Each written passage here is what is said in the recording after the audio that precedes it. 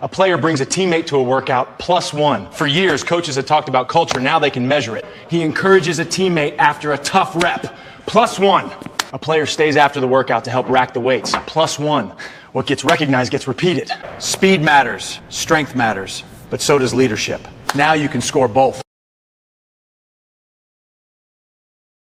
Guys, welcome to the Arena Podcast. I'm proud of this podcast because the whole focus, I'm going to find really good coaches who do something that will help you tomorrow.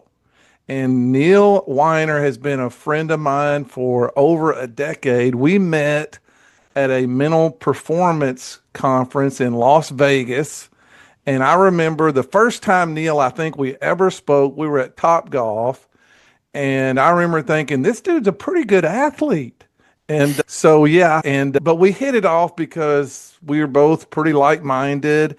And Neil's been in Fast and Wide for 5 years maybe now? Yeah, nothing's right. Uses a little bit of our mental performance curriculum in the summer, and just a good dude. He's spoken to our Fast and Wide, and he always is just one of those guys who will give back. Neil's at the Dunham School in Baton Rouge, Louisiana, but I'll turn it over. Neil, if you'd give us your 30,000-foot view of Neil Weiner, we'd love to have it.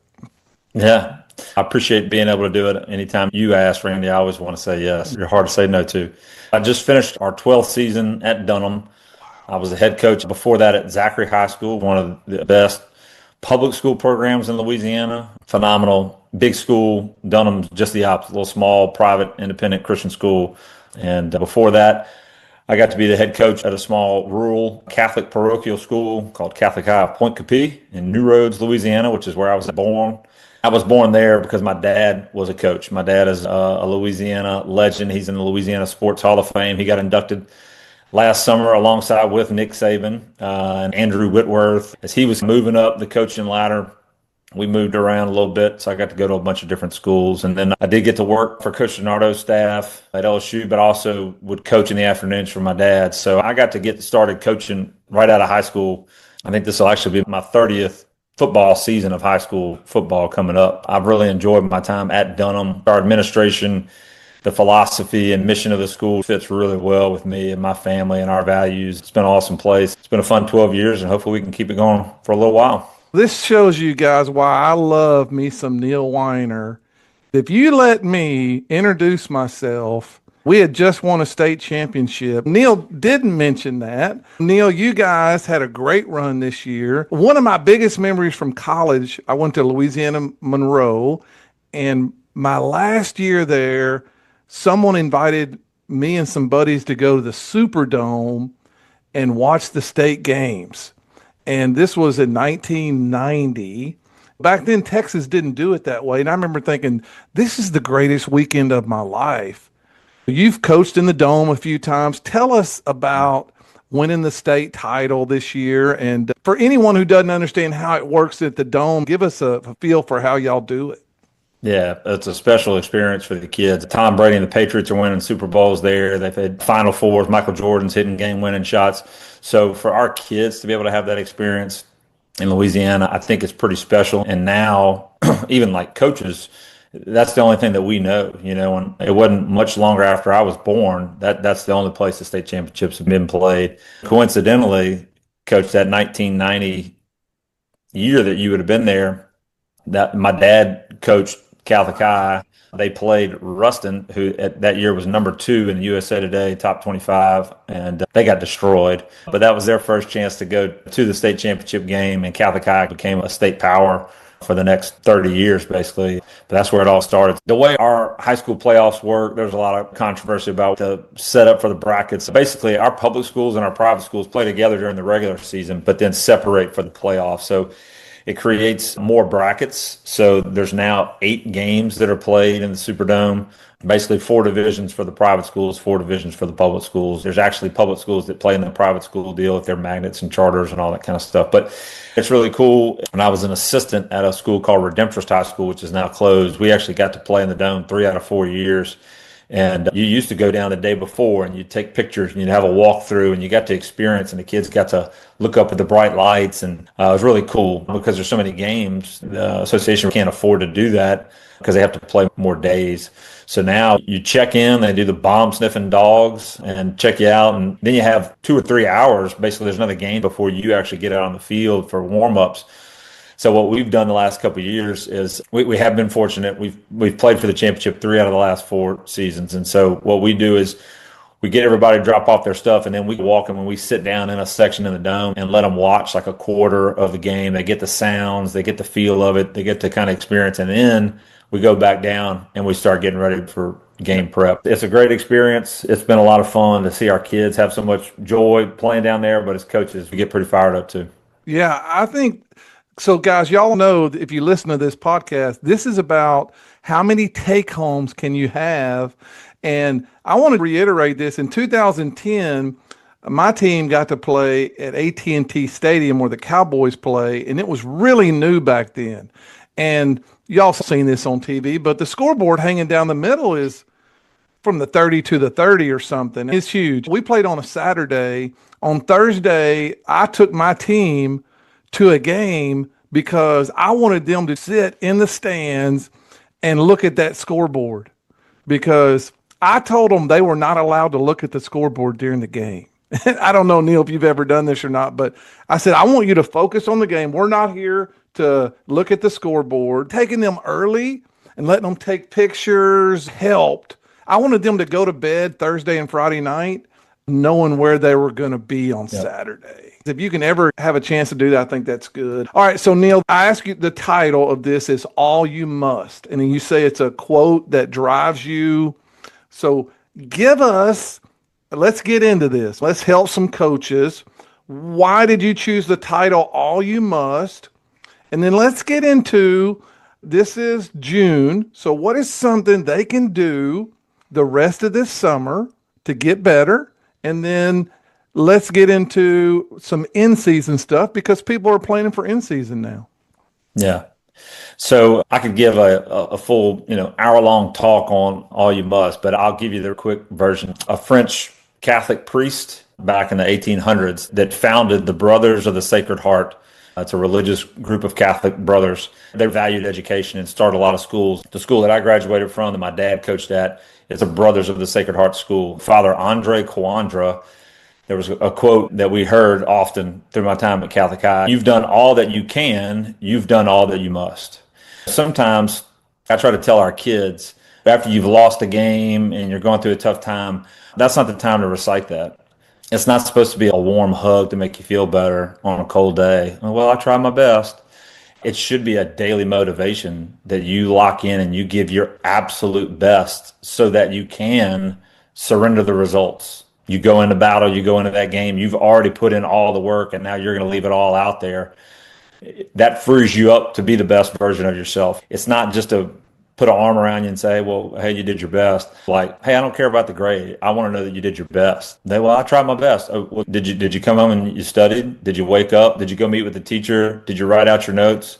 Well, no, I didn't do this. Well, then did you really do your best? Well, no, you didn't. So it's not just to make you feel better when you didn't get the result you want. That mind shift helped me stop focusing on the result and really get to work every single day to give my absolute best for our kids. And it happened after we lost in the playoffs when we had Derek Stingley Jr. We had the best player in the country, #1 rated by Rivals that year. A month after the season ended, he was at LSU. He graduated early. He was still 17 years old when he got to LSU, and he was literally the best defensive back they had on the squad. Picked off Joe Burrow in practice several times. Burrow said in a press conference, "I'm not throwing to him anymore. I thought I'd pick on this little 17-year-old. I'm not doing it anymore." That's how good he was. And we couldn't win a state championship with that guy in a small school. And I was crushed. I was devastated. It was through a conversation. It wasn't even the conversation that the coach that I talked to said anything, but thinking about the way that he thinks and having a more philosophical discussion with him, it made me think about, what is it that I really value? Yeah, I tried really hard. We worked our butts off all year, and I'm only focused on the result. I'm going to get back to work, and I'm going to make sure that from now on out, I'm living that out. Since that time, we've had 7 seasons since then. We've been in the state quarterfinals 6 out of those 7 years. We've been in the semifinals 4 times. We've played for the championship 3 times, and then we were fortunate to win it this year. It's not that I've learned that much more football. I just think my approach is a little bit different, and I think our kids can pick up on that too. Can I say something selfish? I think you told me one time if y'all would have been running fast, if you'd have thrown vertical choice to Stingley, that would have been a that's great the thing. Yeah, no, that's the truth. That was the summer you came in and met with David Semino out of New Roads at Catholic Montcapie, and you spent the day before telling us a little bit about what y'all were doing because y'all had just done it that year, I think. That would have been after the 2017 season. Yes. Right. Yes. And so we took choice and just added it into our list of concepts. And if we would have just been a true fast and wide that team, there's no doubt in my mind we would not have been stopped. No. You guys, you can't just, if you're listening to this, you can't just add vertical choice. We used to never say vertical choice, but now it's not a secret anymore. And when I told you about it, Neil, in 18, I hadn't started fast and wide yet. I didn't start until 2020. But I think about Stingley and I think, golly, what kind of video would we have of him just catching vertical choice? And yeah, man. So I love that. Usually, fellas, all you guys sitting on this, feel free to jump in, ask Neil questions anytime, but usually it takes something bad to happen for us to go, hey, wake up, I need to change something. Not that you guys had a bad season or anything, but I know what you mean of, man, you don't get so many Daryl Stingley. And the other part was, it's Nick Saban, process over outcome, John Wooden's definition of success. All those things are gold. They're great pearls of wisdom, and I preached it to the kids all the time, but I was more worried about losing. I was more worried about what other coaches would think of me because we didn't win it when we had the best player. Yep. I'm feeling sorry for myself. So it was a really good wake-up call to go, you know what? You need to start practicing what you're preaching. I think that's been a huge difference. In 2010, I took a job at Mesquite Poteet, and we were picked 9th in a 9-team district. Somehow, we went 12-3, and it was the most fun, and I was coach of the year in Texas. The next year, we lose 2 district games by 1 point, and we go 7-3 and don't make the playoffs. I spent more time worrying what the other coaches were thinking about me. Like, oh, last year I was this, because I'd come from a little town. Nobody even knew me, And then like, oh, now what are people thinking? Well, it was a fluke. This guy really doesn't know what he's doing. Man, what a waste of time. What a waste of time if you spend any brain cells on worrying about what other coaches think of you. Yep, absolutely. All right, so let's go to how y'all do summer and what are some ways you can help coaches? Everybody in the country is coming up in the summer, but what's an edge you guys get and what's something you can give us? Yeah. Well, I don't think anybody's going to revamp their whole summer right now. However, if you haven't read Never Stop Getting Better by John Perry. Yeah, it's good. The very last chapter, I think, is telling you, hey, this is halftime. I used this with our kids the other day. Whether win or lose, nobody talks about who was leading at halftime, right? It's how you come out for that third quarter and you finish that fourth quarter. That's what everybody remembers. And so wherever you are out in the summer right now, you don't have to revamp everything, but you can get a lot better in the things that you're doing. So anything that we all talk about today, I'm going to try to use and try to get better with what we're doing moving forward. We go 4 days a week. So we're Monday through Thursday in the summer. Mondays and Wednesdays kind of mirror each other. The kids are going to start off outside, and it's always going to be some type of speed work of some sort for about 45, 50 minutes, and then they're going to transition into the weight room, and it's 40, 45, 50 minutes, kind of same thing. So a little less than 2 hours. And then we go into our team room, and we do the arena team summer curriculum that Randy does. We still call it Blueprint right now, Coach, because that's what our kids know, but we'll change that moving forward. We'll transition. On Tuesdays, we start off with the Blueprint, and then our Tuesdays is basically just a football practice. We're going to have an hour and 30-minute practice after we do the Blueprint, and then we do what's called Yoga Lattes. We actually have an instructor that comes on our campus and leads that, and we've been doing that since 2018.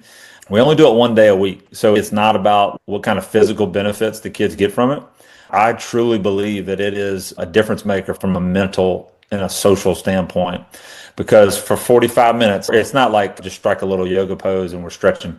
It's like a HIIT workout. It's 45 minutes of nonstop lunges and squats and holding weird positions and all that kind of stuff like that. It's extremely tough on the kids, tough physically, but mentally. They've got to lock in and listen to that instructor so that they're doing the right thing. There's a social part of it because we've got 14-year-old freshmen, 18-year-old seniors. They don't want to do anything that looks stupid in front of an older guy. The cool guys want to look cool, but everybody is looking pretty stupid when they're out there and they're falling down and losing their balance. They've got that fear of being picked on, being judged. They got to face it, deal with it, and finish it. We translate that into football. We won the state championship this year. The year before, we lost. We had 3 possessions inside the 10 in the fourth quarter and only scored 1 touchdown, and we lost by 3 points.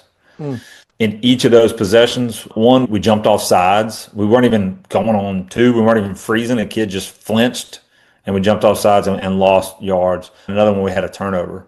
It's really easy for me to tell those kids, all right, listen to me. We just did this. You got to listen to the instructor and do what you want to do, even though you don't feel like it, even though mentally you want to be somewhere else, even though you've lost all your focus. Let's go back to the dome last year. And we get the ball inside the 10, and we're jumping off sides. We're tired. We're hot. We're exhausted. It's the end. We're worried about that defensive lineman moving in front of us. We've got to stay locked in. So we use that as a mental and physical challenge. We do that on Tuesdays. And then on Thursdays, we take part in a 7-on-7 passing league with other schools in the area. So we do a workout in the morning, but we don't do any of the speed stuff. And then we do our arena team blueprint meeting, and then we go play 7-on-7 with some of the best teams in the state. So great competition for us. So that's kind of how we do our week. But I really love the way that we do the arena team stuff. Randy leads Monday, day 1, and then we actually have a coach leads day 2, and then we put 2 captains together. I try to use all of our seniors, and so we put 2 seniors together, and they lead day 3, and then I lead day 4. We're a Christian school. Faith is a really important part to me, so I take what Randy has been teaching the whole week, what we've been talking, and I try to put a Christian, spiritual, biblical piece to it. So it becomes like kind of a devotional, but it's interactive. I'm asking them questions. And then to help our kids when they lead it on Wednesday, when we get done on Mondays, I pull them in and we go through Randy's video, we go through what the coach is going to talk about, and then we go through what they're going to talk about. So they're ready and they've kind of rehearsed which questions are you going to answer yourself to the team. Like the week before, it was fix it was the theme. So what's that one weakness that you know you've got to attack and work on daily, and how are you going to do it? I wanted that captain I was speaking to that day to share and be vulnerable in front of the whole group. From there, it's easier when they're in their small groups. They can share because they already heard one of the guys they respect admit, hey, there's something I got to work on, and this is what I'm going to do. We coach those guys up so they're ready on Wednesday to do that. That's how we do our summer from a football standpoint on Mondays and Wednesdays. On Mondays, we're a smaller school, 55 kids on the roster, grades 9 through 12. Everybody practices offense, everybody practices defense. On Mondays, we do defensive work for about 40 minutes, 45 minutes at the most when we get done with our team meeting. On Wednesdays, we flip it, and now it's all offensive work. So we're going to work individual skill stuff on Mondays and Wednesdays. We have a full practice on Tuesday, and then on Thursday, we do 7-on-7. So we are fortunate in Louisiana. We get to do a lot of football in the summer. You can't have shoulder pads on, but you can get out there in helmets. So we try to maximize that. A lot of that is because in the spring, we don't get to see all of our kids. So when football season ends, we have a modified athletic period at our school. It's different than most. When football ends, if you play basketball or baseball, we don't see you again until your season is over, and then you come back to us. We don't always get our guys year-round during the school year, so we use the summer to get a lot of work done for football. If you do it right in the summer, it's okay. I think that's one thing about me being in Texas is we get spoiled to have an athletic period, but the more I'm around coaches around the country, so in Texas, we can't do as much in the summer, but the coaches who don't really get them much, but do a lot in the summer, like what Neil, I love your schedule. I think you'll be fine. Football's not rocket science, so you'll be fine. Neil, I want to say this, man, and I want every coach to hear this. You don't have to buy anything from me, but I believe this from the bottom of my heart. Every day you should have a discussion with your team. And I heard you say this, Neil. From 1 to 10, how important is it to stand in front of your team and get them to talk and have dialogue with your team? I think it's huge because of the interaction piece. I brought in our volleyball coach, boys and girls basketball coach, and baseball coach to come observe last week to see what we do because I want all those guys and girls doing it because I think it's so good. And one of the things I talked about, and you know this, Randy, because you've been talking about this for a long time now, just the power of video, being able to see it, that makes a huge difference where it just kind of imprints. Yep. But when you're the one speaking, I mean, that tenfold, right? So all of those kids talking, whether it's a small group discussion, the way we set up our team room, we've got 12 tables. They're small tables, like 2 people would sit at a table, but we put chairs on each side. So every table basically has one 9th grader, one 10th grader, one 11th grader, one 12th grader. Awesome. The 12th graders sit on the outside and it works the way in. The freshmen are in the middle and it works its way out. Every group has got a captain, leader, senior helping lead the discussion and encouraging those freshmen to talk. Everybody's going to talk. You got 40 seconds to answer the question and everybody's going to talk. I think it makes a big difference when they're verbalizing their thoughts and their ideas. I think it sticks to them. We can talk about this later on, the way we organize our week during the season, but I try not to do a lot of talking after practice because when we have our team meetings on Sundays, I'm kind of the main one leading and talking. On Tuesdays, whoever our game captains are going to be, they speak to the team after practice. And then on Thursdays, I have one of our staff coaches. The floor is theirs. They can talk about whatever they want to talk about, as long or as short as they want. But what's great is when our kids speak on Tuesdays, every week they reference one of the Blueprint or Arena team themes, and it's usually the one that they taught, or maybe it was one that really stuck out to them. Every week they do it, and we don't tell them what to talk about. Like, they can discuss whatever they want. But I want to go back in 2024. I told you I have a coach that speaks to the guys every Thursday.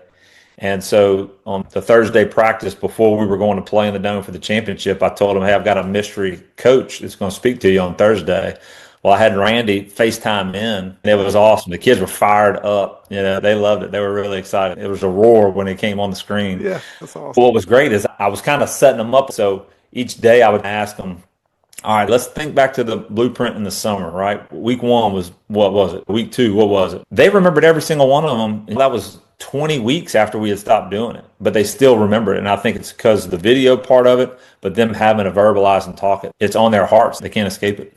Just so you guys know, it's mental performance stuff. It's me being a coach realizing, here's what I would want my team. Neil, I was so proud the other day. His quarterback goes to Elite 11, and he references something that he learned on these lessons. Whenever I'm inventing these lessons, creating them, I think about your quarterback. I think, okay, what does Elijah need? He needs to not feel like he's arrived. And that's when I crafted the whole Fix It lesson. Yeah. This lesson's based on basically everybody's got something we can improve on, and let's identify it. And this is boys and girls. I use this fake stuff. This is fake college, Rocky Mountain State, and Asia Wilson, however you say her name. She's having a basketball camp. I kind of make it a story, but it made me really proud that the thing is every kid identify one thing you want to work on and work on it 15 minutes a day, which is, as you know, from John Perry, 1%. And so anyway, I was thinking about Elijah, honestly, when I made that lesson, because I thought this will help him realize, not, you say he's a great kid anyway. Yeah. So let me say this. This is on my heart, and this will kind of be a little bit of a derail, but for any coach who has a 4 or 5-star kid, I know that'll be real rare, but you say they're awesome, his family's awesome, but what's your one piece of advice for anyone listening to this who has a kid who's getting recruited heavily? Every kid is going to be different, obviously. We're very fortunate with Elijah. His mom and dad are just so wonderful, like grounded people. I think they're extremely humble, but so grateful for all of their kids. And they've just done a really great job of raising him. Not everybody's like that, so we're very fortunate. But I do think you can't be best friends with parents. That almost never pays off. But I think you do need to have a relationship with the parent or parents if both are involved, and to be able to communicate a whole lot. Sometimes they need guidance on the recruiting stuff, but A lot of times they don't. These days, things are different. People ask, what's it like? I bet it's crazy. Well, sort of. 25 years ago, my dad was a coach and had some great players that came through. Travis Minor was the Gatorade Player of the Year, went to Florida State. I think he's fifth all time rushing over there. Warwick Dunn was a teammate of mine, the same thing. Back then, if Bobby Bowden wanted to talk to Warwick Dunn, he'd have to call Dale Weiner at the office, and Dale Weiner would have to go to the locker room and say, hey, Warwick, I need you to come in my office. Coach Bowden wants. There was no DMs. The kids didn't have cell phones. So these days, as coaches, a lot of times, I have no idea that the kid's gotten an offer from a school. It shouldn't be that way. And a lot of the good schools still do it the right way. They call you up and say, hey, we really love the kid. We're going to offer him. But that doesn't happen all the time. But I think leading with a high profile kid, I just think trying to communicate and be open and honest, they're going to have tons of opportunities to miss a lot of your stuff to go do Elite 11 or go to this person's camp or go to this branding thing or whatever. You can have the hard line and say, hey, if you miss any of our stuff, you can go do it somewhere else, I guess. I don't know. I'm not going to do that. That's going to be a very rare thing. I think you got to be able to work with families and give those kids those opportunities, but also be upfront and honest and explain to them. When you go do that and you're missing stuff with your teammates, you're missing out, but they're missing out on being with you and having their quarterback or that leader or whoever that guy. Elijah's dad and Elijah have always been great about team first. Like if there's anything they have to miss, like they just apologize 1,000 times over. They feel terrible about it. But I think having a communication and having a relationship with the family makes a big difference. Okay, this might not be a fair question.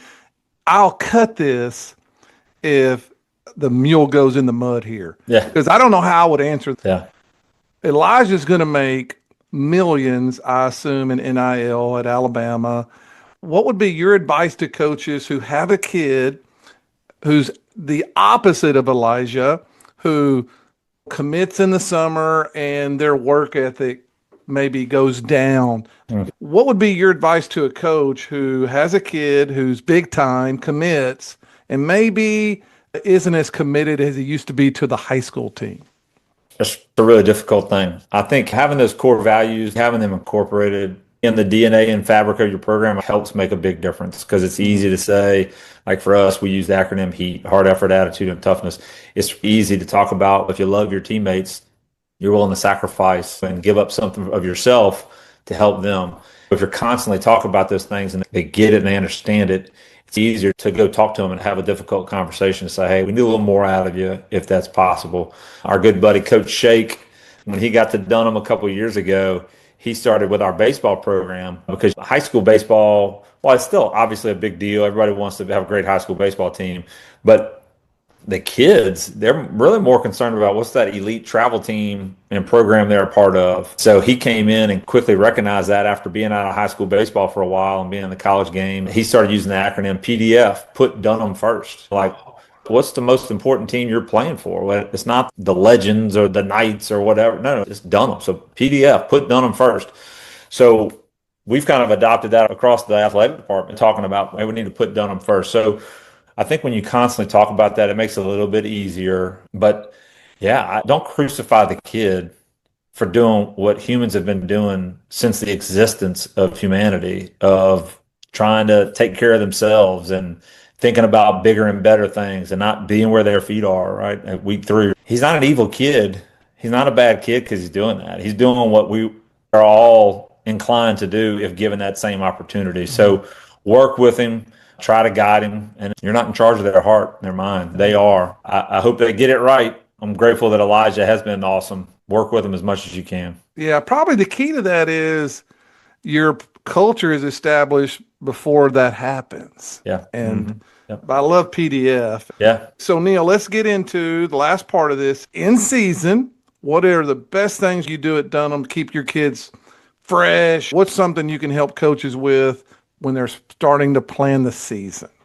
Yeah, I'd have to go back and look it up. I think it was Bobby Dodd, longtime coach at Georgia Tech. Yeah, I think it was Georgia Tech. There was a book that I got 30 years ago, Southern Football Quotes or something like that. And there's all these coaches and SEC writers and stuff and players.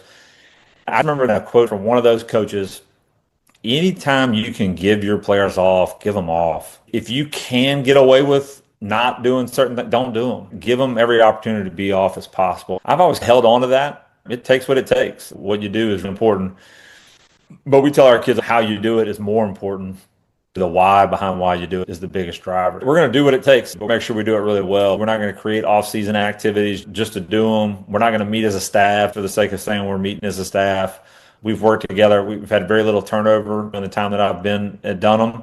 So we don't have to meet as long because we're on the same page. So in the summer, when they finish exams, we take a week off. And around July 4th, we take a week off. And before we start fall camp in August, we take a week off. For us in Louisiana, we start the first week of August, fall camp, preseason practices.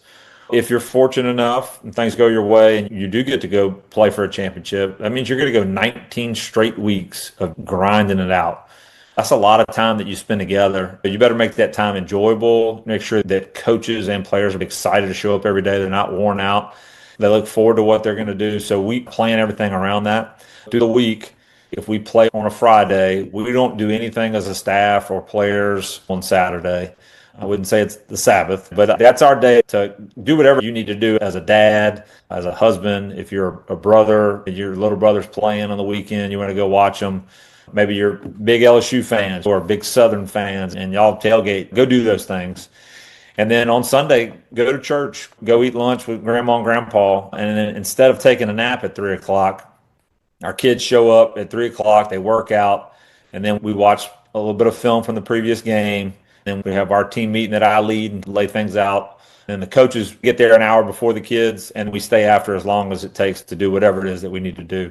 A lot of times we get in a pretty good rhythm, and we might only be there an extra hour. Sometimes it's longer based on who we're playing, not because we got to do more work because these guys are really good. It's just maybe they do a lot more stuff. It takes a little bit more prep on us. That's what our weekends look like. I realize that's a blasphemy for some folks to take any day off or come in and work on a Sunday. It's what we've been doing. I did it at our previous school after the first year when we had so many kids missing on Saturdays and got tired of fighting it. We did it on Sundays, and I only had one kid that couldn't come because he had church obligations, and I wasn't going to sweat that. No consequence at all. And so that had been an issue in over 15 years for us. Our Mondays and Tuesdays are padded practices. Can I stop you, Neil? I'm sorry, but no, this is really a big deal to me.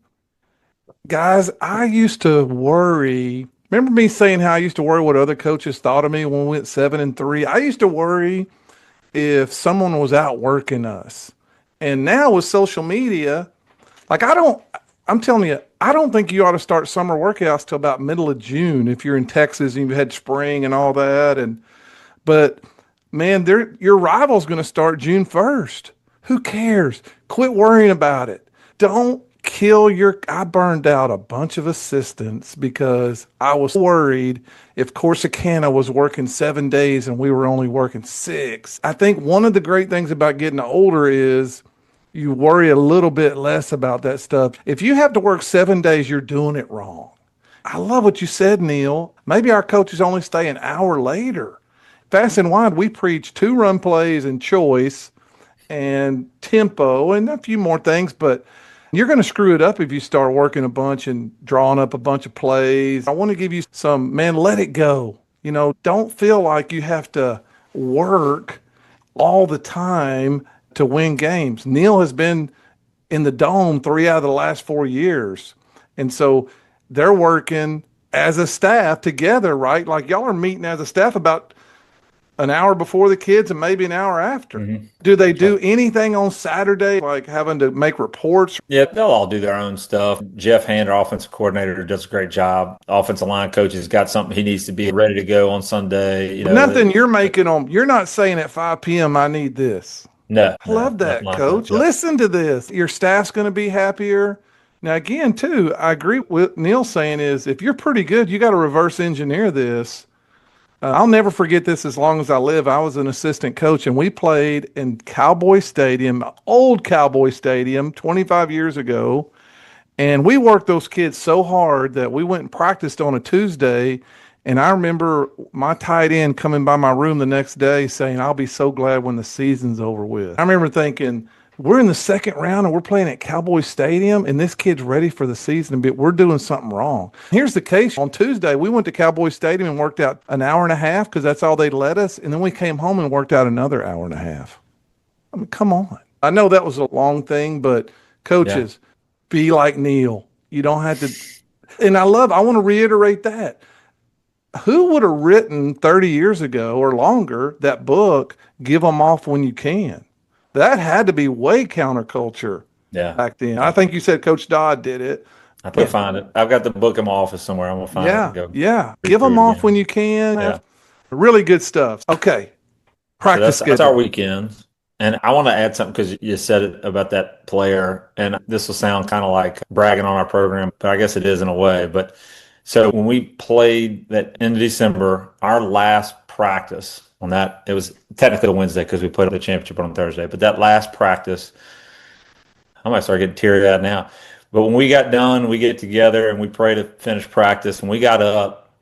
We had seniors, they were crying, hugging each other and their teammates, coming up to every single coach, just saying how much they're going to miss practicing, which is unbelievable. Unbelievable. As a special group of kids, but because we don't try to grind their gears all the time, they do enjoy showing up for practice. Our practices are tough. We're 2 ways. Mondays and Tuesdays are 2 hour and 30 minutes on Tuesdays just because it takes what it takes to cover everything that we have to cover. Wednesdays is the no sweat Wednesday. It's literally a no sweat Wednesday. So we do have that athletic period, but our athletic period is 60 minutes. And it's a different time every day, and we don't get it on Tuesdays. So it's kind of a weird deal. But on Wednesdays, we do our no sweat Wednesday practice during that 8th period class. So the first 25 minutes, our defensive players, they'll go in with our defensive coordinator and our defensive staff, and then I go in there as well. And they're watching film from practice and then going over specific things that maybe we haven't got a chance to cover. And I've always got 3 or 4 plays that are trick plays, special plays that we really couldn't pull off with our scout team so that they can see it. Or maybe like, hey, that offensive coordinator, I know he was an offensive coordinator at this school that we used to play, and they used to always run this play, so we're going to show it to you like that. So we do that, but that's about 25 minutes. And then we go outside, and it's a literal walkthrough. Like there's no helmets, there's no cleats. We're literally just walking through. Our Jeff Hand, our offense coordinator, goes through his opening script, which is a big deal for us. We make a big emphasis about it. We do it every day. So they'll do that, but there's no talking by the coach. The players are just calling everything and doing it on the field. Then we go into our third down scripts. Then we do our red zone, goal line stuff. And then we always work the last plays of the game. But it's all a walkthrough. That's about 25 minutes. And then they transition in the weight room and get a little lift with our strength guy. And then they're done. And our young guys, our JV guys, they lift while we're doing the walkthrough. And then they're dismissed at the end of the day. So our coaches are done by 3:30 on Wednesdays. We don't meet. You're free to go do whatever you got to go do to help your family, bring your kids home from school or whatever. Then we come back Thursday, and we've got about an hour and 20 minutes or so. And it's kind of your typical Thursday script. But we're back with shells. We do have a little bit of contact. Obviously, we're not tackling to the ground or anything. And then kind of do our game simulation deal. We started doing that about 5 or 6 years ago, and it has been a game changer for us. Maybe if I was at a bigger school where we were completely offense, defense separated, maybe we do things a little bit different. But for us, Tuesday is a long, competitive, tough physical practice. So to let them use Wednesday to recover and get their legs back underneath and ramp back up for Fridays, I think that's made a huge difference for us. When I started doing that practice schedule, my main thing, y'all, I'm very high strung. As much as I tell myself don't fuss on Thursday, I fussed. Yeah. You don't need to fuss on Thursday. I got a buddy who makes all his coaches wear smiley face shirts on Thursday. But when we started doing this Wednesday thing that Neil's talking about, all the bows got tied and the I's got dotted, and I fussed way less on Thursday because all the mental mistakes really, everything got fixed. And you probably fuss less on Thursday. I do. I still fuss, but it's usually just an effort thing. A kid's having a bad day, and he carries it over the field, and I can kind of light into them a little bit, but I'm usually not fussing about the way, lining up in the right formation and all that kind of stuff like that. That's Yeah, for gas sure. play or something, and so and so did motion, and I literally, I'm gonna say this just because I'm here to help coaches, but I literally 10 years ago told a kid on a Thursday, a deep snapper, I will not sleep tonight because your deep snaps are killing me. Like, that is the worst thing. That kid, I'm sure when he deep snapped the next day, he thought about that. And so that is very embarrassing, but yeah, don't do that. So, Neil, is there anything else that you want to leave to coaches? This has been great, man. Okay, let's do it this way. There's a 30-foot billboard. If you can put a 100-foot billboard on I-49 in Louisiana that had a coaching nugget, what would it be?